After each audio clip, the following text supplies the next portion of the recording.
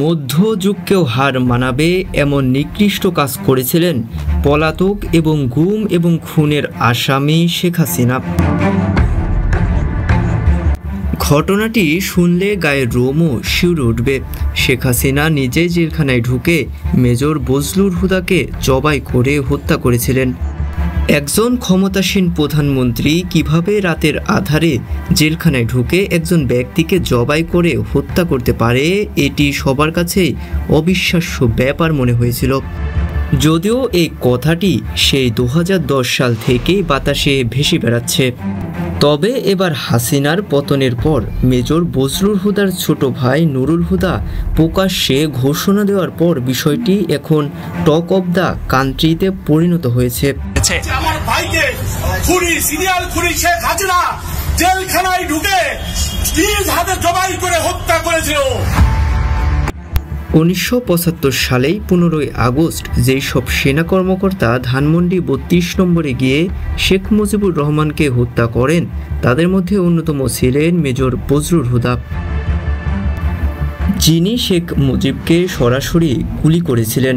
এই অপরাধে 2010 সালে 28শে জানুয়ারি মেজর বজলুর হুদা সহ কারাগারে থাকা 5 জন ব্যক্তির ফাঁসির কার্যকর হয়।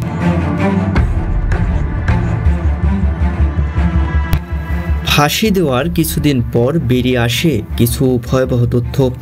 অনলাইনে ছড়িয়ে পড়া ঘটনার একটি ধারা বর্ণনা থেকে জানা যায়, সেই রাতে ফাঁসি কার্যকরের কিছুক্ষণ আগে ঢাকা কেন্দ্রীয় কারাগার এবং আশেপাশের এলাকার বিদ্যুৎ চলে যায়।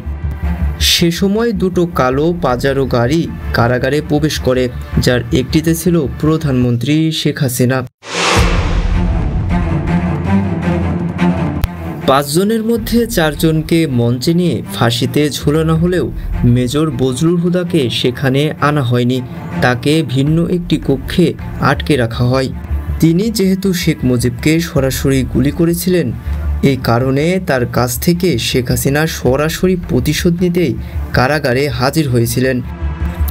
ঘটনার বিবরণী থেকে জানা যায়, গরুকে জবাইয়ের সময় যেভাবে চেপে ধরা হয় ঠিক সেভাবে 4 জন ব্যক্তি মেজর হুদাকে চেপে ধরে।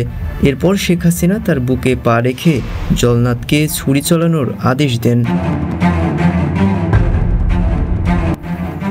জবাই এর সময় মেজর বজলুর হুদার গলা থেকে ফিনকি দিয়ে যে রক্ত ছিটকে বেরিয়েছিল, তাতে শেখ হাসিনার শাড়িও রক্তাক্ত হয়েছিল। হত্যার পর মেজর বজলুর হুদার লাশ দাফনের জন্য নিজ এলাকায় পাঠানো হয়। সে সময় ধারণ করা ভিডিওতে তার গলার নিচে পরিষ্কারভাবে কাটার এবং সেলাইয়ের দাগ দেখা গেছে। সার্জারি বিশেষজ্ঞ বেশ কয়েকজন ডাক্তার ভিডিওটি দেখে মন্তব্য করেছেন, এটা কোনোভাবেই ফাঁসি কিংবা পোস্টমর্টেমের দাগ নয়, বরং এখানে পরিষ্কারভাবে সেলাই করা হয়েছে সেটা বোঝা যাচ্ছে। তাদের এই মূল্যায়নের সাথে জবাই সংক্রান্ত সেই বিখ্যাত লেখা এবং বজলুর হুদার ছোট ভাই নুরুল হুদার বক্তব্য মিলে যায় যে মেজর বজলুর হুদাকে ফাঁসিতে নয় বরং জবাই করে হত্যা করা হয়েছে।